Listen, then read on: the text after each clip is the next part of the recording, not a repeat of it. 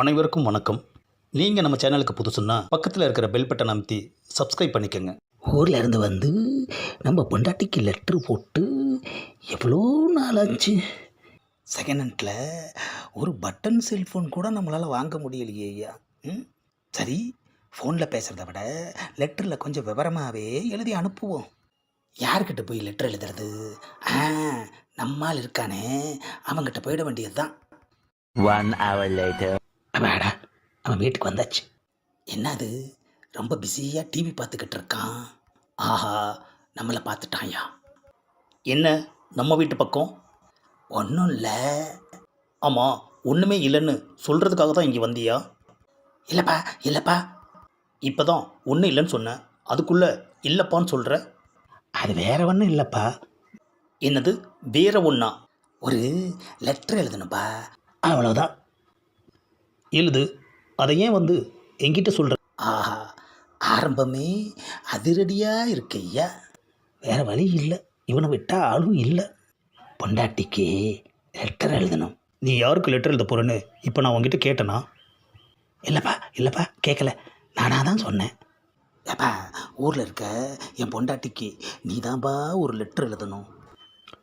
அம்மா, ஆஹா, நம்ம பொண்டாட்டி கூட நம்மளை இந்த மாதிரி அரைஞ்சது இல்லையே ஐயா.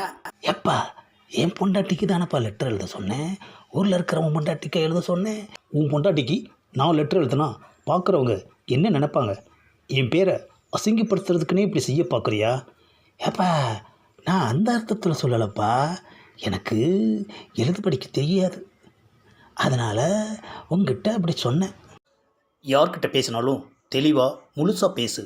முழுங்கி பேசினீன்னா இந்த மாதிரி தான் டவுட்டு வரும். அம்மா, லெட்ரு வாங்கிட்டு வந்திருக்கியா? வாங்கிட்டு வந்திருக்கேன்ப்பா, இந்தப்பா லெட்ரு. சொல்லு. ஆஹா, அவசரத்துக்கு என்ன சொல்கிறதுன்னு தெரியலையே ஐயா. சரி, எல்லாரும் சொல்கிற மாதிரியே நாமளும் சொல்லுவோம். அன்புள்ள மனைவிக்கு. ஏப்பா மறைக்கிற? பொண்டாட்டியை பிரிஞ்சு இங்கே வந்து 6 மாதம் ஆயிடுச்சு. இன்னும் ஒரு தடவை கூட ஒரு ஃபோனும் பண்ணலை, ஊருக்கும் போகலை. ஆனால் அன்புள்ளன்னு சொல்லி அல்வா கொடுக்குறியா? ஏப்பா, எத்தனை வருஷம் ஆனா என்னப்பா, புருஷன் பொண்டாட்டி வரவு இல்லைன்னு ஆயிடுமா என்ன? என்னோட வேலை அந்த மாதிரி, அதான் போக முடியல. அதாவது ஒரு லெட்டராவது எழுதலாமேன்னு தானே உன்னை தேடி வந்திருக்கேன். அம்மா, என்னடா புடலங்கா வேலை? பொண்டாட்டி மேலே உண்மையான அன்பு இருந்தால் மாதத்துக்கு ஒரு தடவையாவது நீ ஊருக்கு போயிருக்கணும். ஆஹா, இவனை தேடி லெட்டர் எழுத வந்தது ரொம்ப தப்பாக போச்சேயா. நான் ஊருக்கு போனால் என்ன, போகலைன்னா இவனுக்கு என்ன? என்ன ரொம்ப யோசிக்கிற? சீக்கிரம் சொல்லு. என் மனைவிக்குன்னு எழுதுப்பா.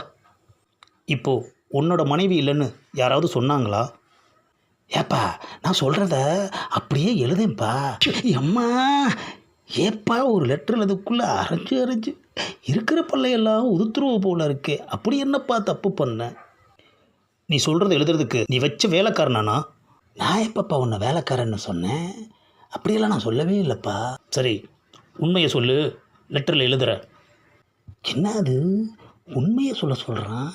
உண்மையை தானே சொன்னோம், உண்மையான பொண்டாட்டின்னு தானே சொன்னோம். இப்போ மறுபடியும் உண்மையை சொல்கிறானே ஐயா. ஆஹா, இவன் முழுசாக லெட்ரு எழுதி கொடுப்பானா இல்லை நம்மளை ஒரு வழி பண்ணிவிடுவானான்னு தெரியலையே ஐயா. இவங்கிட்ட லெட்ரு எழுத வந்ததுக்கு எனக்கு இதுவும் வேணும் இன்னமும் வேணும். என்னத்தை உண்மையை சொல்கிறது? சரிப்பா, எதுவுமே வேணாம், மனைவின்னு எழுது. மொட்டையா மனைவிக்குன்னா என்ன அர்த்தம்? யாரோட மனைவிக்குன்னு கேட்க மாட்டாங்களா? ஏப்பா, அவங்களுக்கு தெரியும்பா நான் தான் எழுதியிருக்கேன்னு. அம்மா, 4வது அறையாச்சேப்பா. எழுதுறதுன்னா நீ எழுதுவேன்னு அவங்க நினைப்பாங்களா?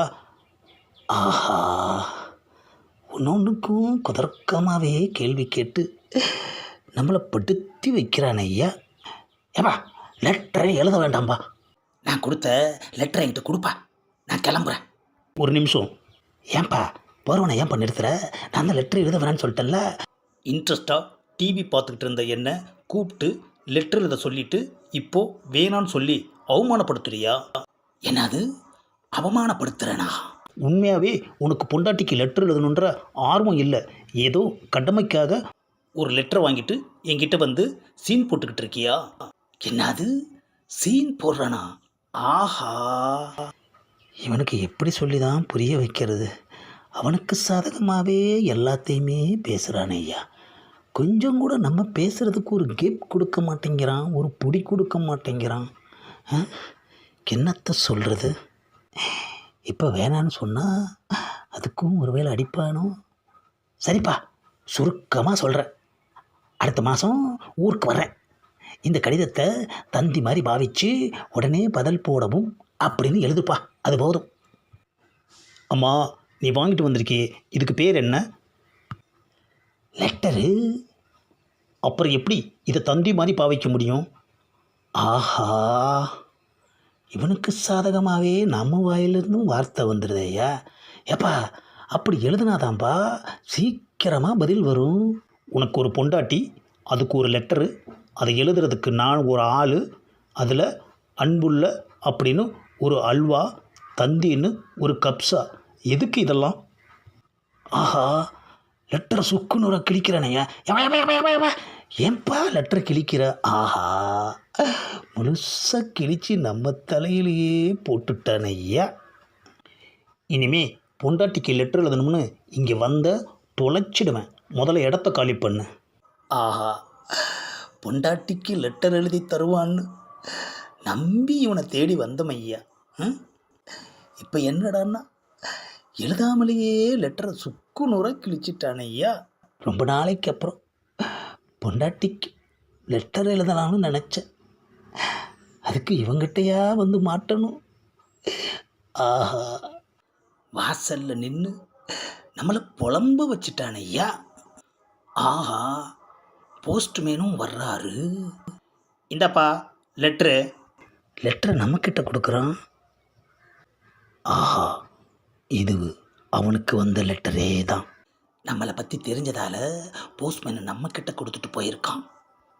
Thanks postman.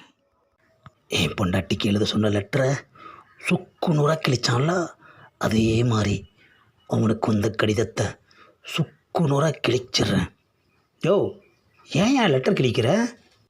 யோ போஸ்ட்மேன், லெட்டரை கொடுத்துட்டல்ல, போயிட்டே இரு. ஏயா, லெட்டரையே இந்த கிளி கிழிக்கிறியே. இந்த லெட்டரை எழுதுன உன் பொண்டாட்டி நேரில் வந்தா என்ன கிளி கிழிப்ப? என்னது, இந்த லெட்டரை எழுதுனது என் பொண்டாட்டியா? ஆமாயா, ஆமனுக்கு. வீட்டில் கொடுக்கறதுக்காக தான் போய்கிட்டு இருந்தேன். உன்னை இங்கே பார்த்ததும் சரி இப்படியே கொடுத்துடலாமேன்னு கொடுத்தேன். நீ ஏன் இப்படி சுக்குநூறாக கிழிச்சு போட்ட? ஆஹா, அவன் வீட்டு வாசலில் வச்சு லெட்டரை கொடுத்ததுனால அவனுக்கு வந்ததுன்னு நினச்சி நம்ம பொண்டாட்டிகிட்டேருந்து வந்து லெட்டரை படிக்காமலேயே கிழிச்சிட்டேன் ஐயா. ஆஹா, வெளியில் வந்து நின்று எல்லாத்தையும் பார்த்துட்டானே ஐயா. உனக்கு சரியா பழி வாங்க கூட தெரியலை.